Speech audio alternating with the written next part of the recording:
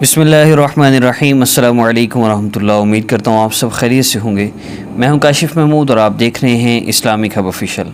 آج کی ویڈیو میں آپ کو 27ویں رات کا یعنی رمضان المبارک کی 27ویں رات جو عموماً شب قدر ہوتی ہے، لیکن ضروری نہیں کہ 27ویں ہی شب قدر ہو، 29ویں رات بھی شب قدر ہو سکتی ہے، لیکن بہت زیادہ روایات میں جو آتا ہے اور اس کے علاوہ بہت زیادہ تجربات اور مشاہدات میں جو دیکھا گیا تو اسی رات کو ہی عمومی طور پہ شب قدر ہوتی ہے۔ تو اس چیز کا خاص طور پہ ہم اہتمام کر لیں کہ رمضان المبارک کی ساری طاق راتوں میں ہی ہم خاص طور پر عبادت کا اہتمام کر لیں۔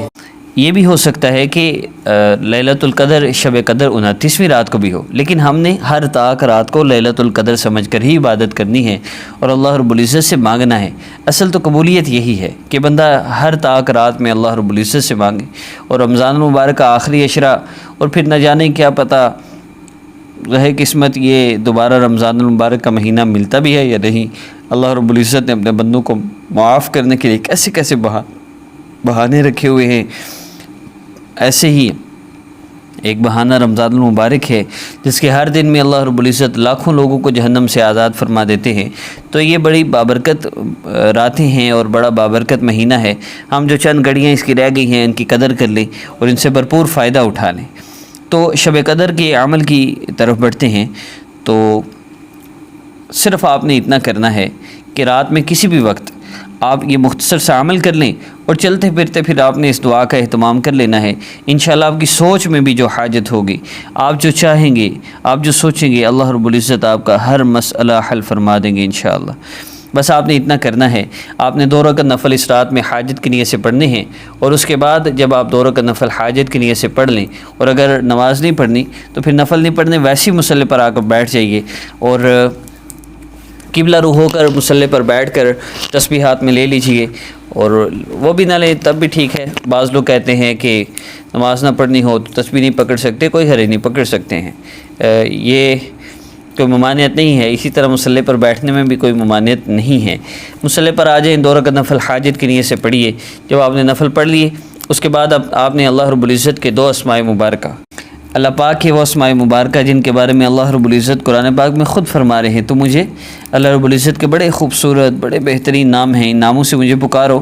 تو ان اسماء مبارکہ سے اللہ رب العزت کو پکارنا ہے، یا وہاب یا اللہ جل جلالہ، اس کا ذکر کرنا ہے۔ ذکر یوں کرنا ہے، آپ مصلی پر بیٹھے ہوئے 2 نفل پڑھ لیے، آنکھیں بند کر لیجئے اور اللہ رب العزت کی عظمت اور بڑائی کو ذہن میں رکھتے ہوئے یا وہاب یا اللہ جل جلالہ، یا وہاب یا اللہ جل جلالہ، یا وہاب یا اللہ جل جلالہ، یا وہاب یا اللہ جل جلالہ، یا وہاب یا اللہ جل جلالہ، یا وہاب یا اللہ جل جلالہ، یا وہاب یا اللہ جل جلالہ۔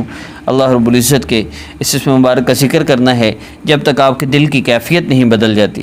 جتنا آسانی سے ہو سکے یہ ذکر کیجیے۔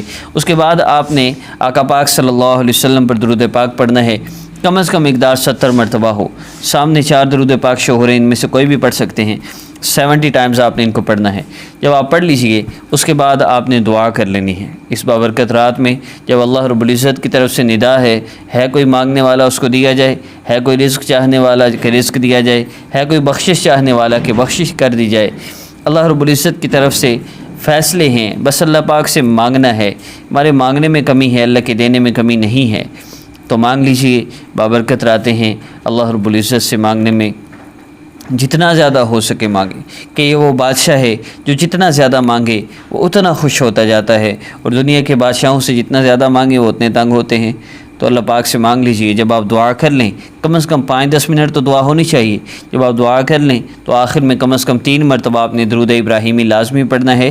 اس دعا کے شروع اور آخر میں درود پاک نہ ہو وہ اللہ رب العزت کے ہاں پہنچتی ہی نہیں۔ کوئی بھی آپ کا مسئلہ ہے اس سے انشاءاللہ آپ کو نجات مل جائے گی، پریشانی سے نجات ملے گی، حاجت پوری ہوگی، مقصد میں کامیابی ہوگی، کوئی مراد ہے پوری ہو جائے گی، اٹکے ہوئے کام حل ہو جائیں گے، اور بھی کوئی بھی مسئلہ ہے آپ اس کے لیے اس عمل کو کر سکتے ہیں۔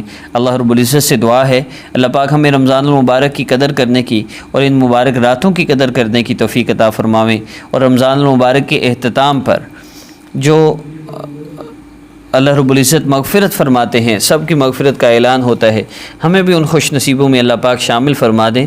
اپنی والدہ کا نام تصویر کسی کو نہ دیں، جادو نظر بد بندش کے نام پر لوٹنے والوں کو ہرگز پیسے نہ دیں۔